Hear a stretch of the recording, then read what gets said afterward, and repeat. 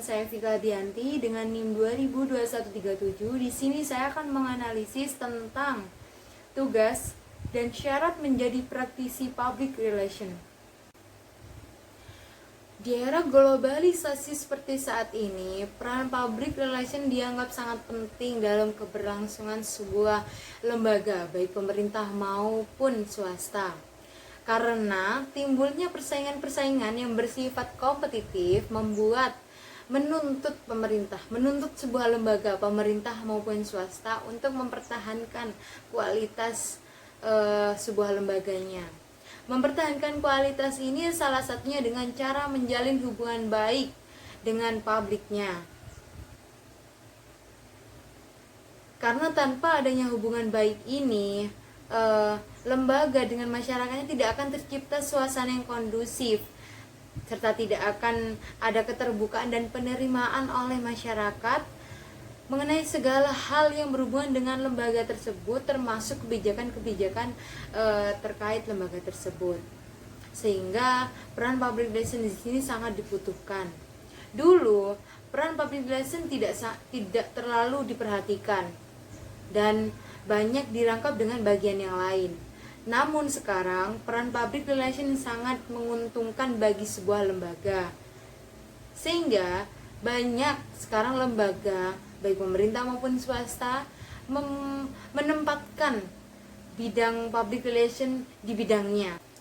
Apalagi sekarang masyarakat membutuhkan adanya keterbukaan informasi dari sebuah lembaga atau organisasi. Sehingga dengan adanya public relation ini tentu akan mempermudah masyarakat memperoleh informasi yang dibutuhkan. Sehingga dengan adanya public relation ini dalam sebuah lembaga diharapkan mampu memperlancar jalannya interaksi serta pemberian informasi dari lembaga kepada masyarakat, baik internal maupun eksternal, secara aktual maupun faktual tentang suatu kegiatan atau kebijakan yang dibuat oleh lembaga atau organisasi. Sehingga di sini public relation adalah suatu aktivitas yang dilakukan dengan cara menjalin hubungan-hubungan dalam bentuk komunikasi antara organisasi atau lembaga dengan keseluruhan publik, baik internal maupun eksternal, dengan tujuannya untuk menumbuhkan saling pengertian, goodwill, dan kerjasama antar publik dengan jalannya komunikasi timbal balik untuk mencapai tujuan yang hendak dicapai. Kegiatan public relation ini sebenarnya adalah implementasi dari tugas sebuah public relation untuk mencapai tujuan lembaga, menjalankan fungsinya sebagai perantara dari publik dengan lembaganya, dengan sebuah komunikasi yang biasa menggunakan simbol, baik verbal maupun non-verbal. Simbol verbal terbagi menjadi dua, yaitu lisan dan tulisan. Yang pertama lisan. Verbal lisan bisa berupa jumpa pers, presenter, open house. Untuk yang kedua, verbal tulisan bisa berupa proposal, artikel, menulis untuk pers, menulis untuk artikel, dan lain-lain sebagainya. Sedangkan simbol nonverbal adalah seperti pameran, seperti special event, seperti seminar, riset, dan lain-lain. Peran public relation dalam sebuah lembaga terbagi menjadi 4 bagian. Yang pertama adalah sebagai komunikator, di mana public relation diharapkan memiliki komunikator yang handal dalam penyampaian informasi kepada pihak eksternal maupun internal. Kepada pihak eksternal yaitu seperti stakeholder, pada masyarakat, kepada instansi lain. Dalam pihak internal yaitu pada staf lain. Sebagai relationship untuk publik eksternal yaitu bekerja sama dengan pers, dengan stakeholder, dengan instansi lain.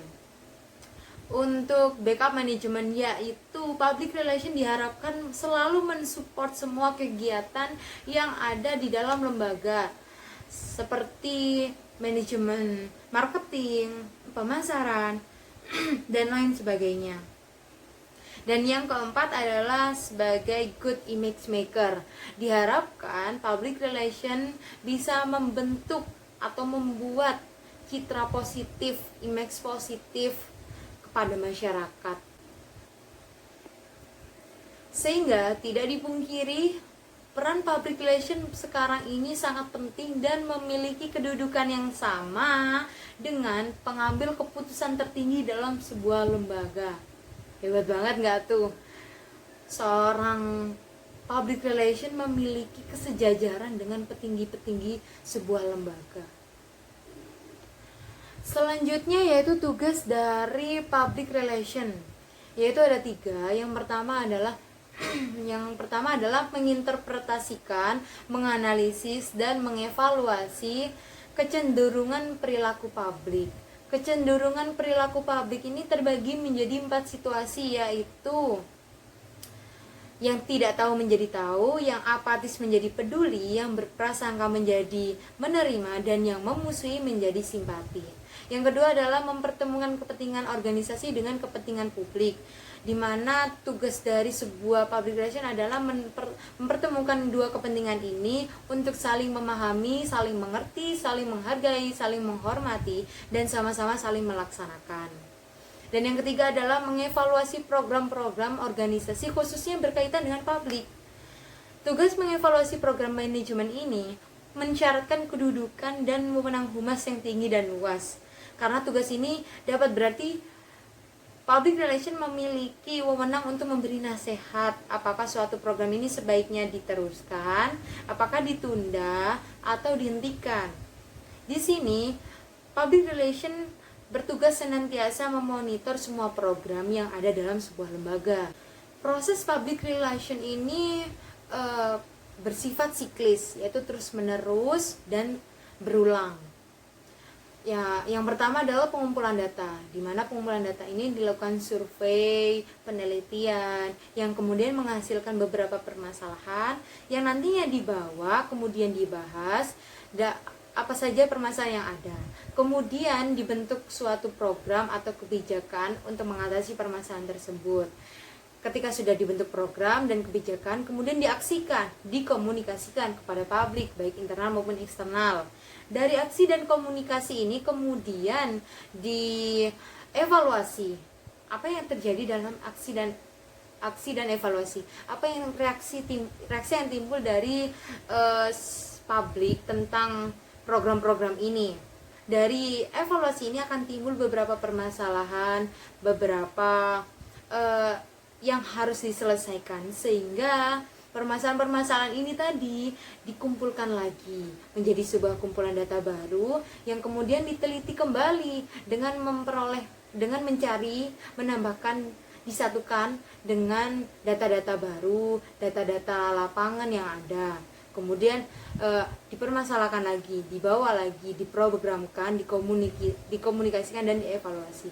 Sehingga proses public relation ini akan terus berulang dan tidak akan terhenti walaupun tujuan dari organisasi tersebut tercapai. Sehingga proses public relation ini terus menerus untuk mengalami pembaruan. Aktivitas dari public relation terdiri dari 20. Di antaranya yaitu komunikasi, publisitas, promosi, proses agent, integrated marketing, manajemen isu, manajemen krisis, sebagai penghubung lembaga kepada pemerintah, public affair, community relation, industry relation, media relation, dan lain-lain sebagainya. Agar tercipta komunikasi yang efektif ini dibutuhkan seorang public relation yang seperti apa? Yaitu untuk menjaga komunikasi efektif tercipta di dalam suatu organisasi, maka beberapa hal ini harus dimiliki oleh seorang public relation.